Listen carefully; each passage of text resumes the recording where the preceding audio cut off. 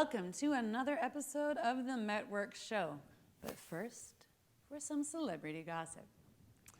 Natasha Giggs is living in fear, reported The Sun, after receiving death threats from a Twitter user after her affair with Ryan Giggs came to light. Not only is it bad enough to have your affair with your brother-in-law pasted on every online platform, but the really concerning issue here is what happened to the good old days when death threats were given out on bits of crumpled paper and itty-bitty, carefully glued magazine cutouts. It's been a tough few years for Britney Spears. Her crotch splashed all over the tabloids, a classy and maturely handled divorce. But Britney has finally found happiness in marrying another no-name nobody because that turned out so well for her last time. The poor girl was recently said to be built like a brick shithouse by Madonna. Why can't everybody just leave her alone?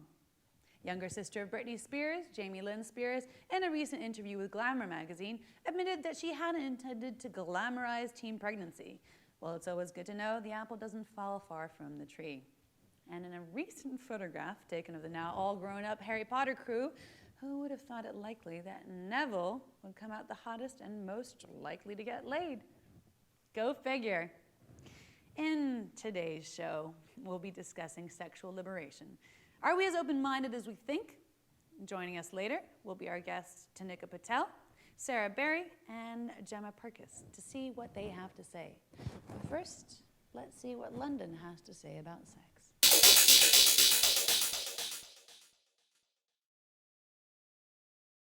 Actually, and we're asking a few questions about sex and sexuality. I'm not sure about that. No, I don't think I want to really, not if I'm being filmed. I think people are more comfortable now because sex is more available than it was 20 years ago. People are very open to the subject and discussing their sex lives as such, so especially after a couple of drinks.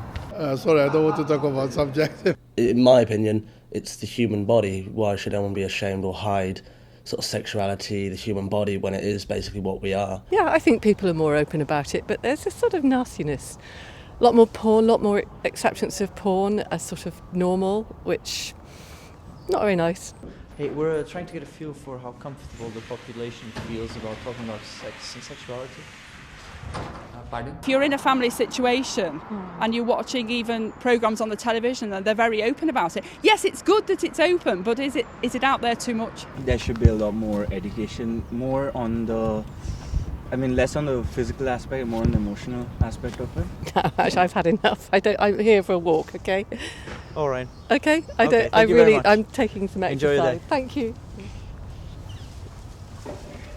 Wow, thank you, London. Hello to my fantastic guest today. Thank you very much for joining us. We have Sarah Berry, who works at Shush Women's Emporium, correct? Tanika Patel, who is an HIV/AIDS researcher. Yes. And Gemma Purkis, who is a gay filmmaker. Thank you guys so much for being here today. My first question would be to Sarah Berry.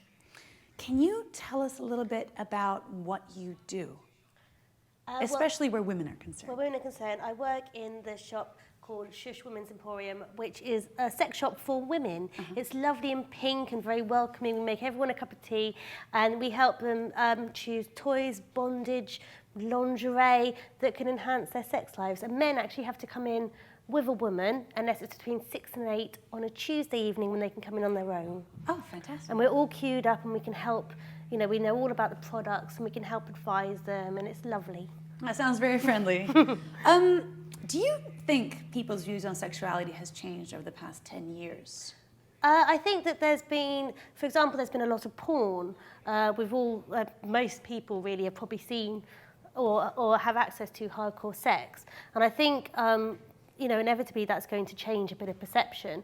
So a lot more people know what sex looks like, which we didn't so much before. There was lots of pictures and things, but now, it's all up there and there's some quite formulaic porn.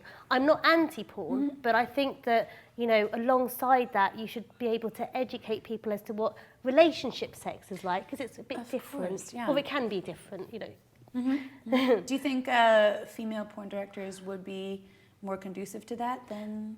I think I think there are female porn directors. I think it's more education. Porn is porn, and actually there's a lot more porn than what you get in, for example, RedTube and YouPorn and all that. They're sort of little tidbits, but there's a lot more to Pornland than that. It's just what's easily accessible. I think education that can happen in schools, more magazines and things like that, to show people that this is not, you're not necessarily going to, on a first date, be able to bum a girl and come in her mouth, all over her face, all over her hair. It's much more sort of a give and take and a dialogue that you don't actually see in porn. So, what influenced you to get into this line of work? I actually had I had a dysfunction called vaginismus from the age of, I first tried to have sex when I was 15 and it didn't go very well. I was kind of crying. Basically, when I was 5, I had an infection and I couldn't go to the toilet, couldn't poo. And I had a lot of invasive things from the doctors. Oh, wow. And I kind of had a problem with that for a long time and tried many things to try and overcome it. I was able to have sex when I was 22. It kind of was still a problem until I was in my 30s. I was able to actually really relax with it and have fun with penetration. It was a lot of other things. I was able to have fun other ways, but the penetration was always a bit of a bugger. And I think there was so much shame and guilt for me that I couldn't talk about it. And obviously, I can talk quite open-mindedly about it. So I felt I was having this double life. I started writing about sex, and I wrote about the fact I had vaginismus, which is your brain tells, for me, my brain tells my pelvic muscles to clamp up because of all the trauma that I had. And there's lots of repercussions from that. I got depressed, I lost my orgasm, all sorts of things. But I couldn't write about it, I couldn't talk about it. Once I did start to write about it, and I actually started talking to a lot more women and men about things, and I went to porn sets, and obviously I wasn't prudish, as I feared that people would perceive me as, but then I realised how amazing it was and liberating it was to write. And so I've written about sex, I've edited porn magazines, I've done all sorts of things, and working at Shush, it's a real hands-on job where you can actually work with people in a very disarming way. Some people come into the shop who haven't had sex, who've got problems with sex. Some people are having a great time and just want to enhance it. And it's brilliant. And now I run women's groups as well. One of them is called Fannying Around that I run at Shush, where we all meet and talk about the good and bad and interesting about their vaginas and help women to sort of open up and connect in a way I couldn't before. That's lovely, thank you. Thank you. Janika, a question for you now. What do you think the consequences of the stigma against HIV is causing in society? Well, yeah, unfortunately today there is a stigma associated with being HIV. There's a lot of misconceptions and myths about being HIV positive, whereby a lot of people are ostracized, discriminated against, and rejected from social groups.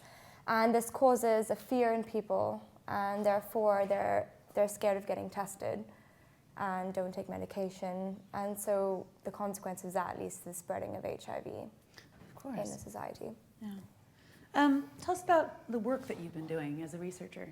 So I've been doing a lot of laboratory-based work as opposed to clinical-based work, and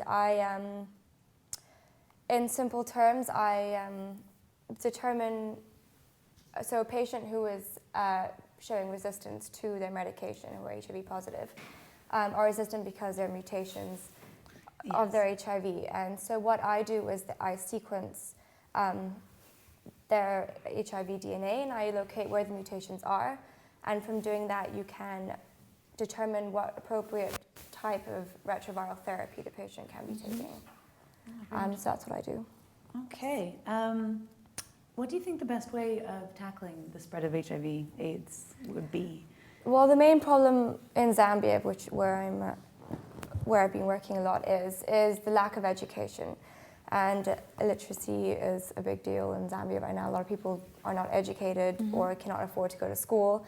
And therefore, through educating or local hospitals having voluntary counselling and testing services for people who are HIV positive, going into schools, public schools, educating people not only in schools but in rural areas and in prisons. Male circumcision is encouraged a lot in Africa to prevent the transmission of HIV. And that helps to prevent transmission? Yes. Fantastic, okay. Do you think that the level of education is enough at the moment? Do you think there's more that we could do? I think there is a lot more that we can do. I know that a lot of schools, it's not compulsory for sexual education in a lot of schools, and therefore there's the information that's needed for a lot of students to, educate them about not only HIV but sexual transmitted diseases is not enough, and therefore a lot of people are ignorant about sexual diseases. What do you think the reason for that is? Why do you think it's not compulsory? Why some schools haven't subscribed to sexual education? A lot of people find it controversial. I know a lot of people, personally, I know a lot of parents where their children have been at a very young age in their schools, they get sexually educated, and they find that it's quite inappropriate at that age. However, some people believe that at that age they do need to be sexually educated because they'll be becoming sexually active in the coming years. So it's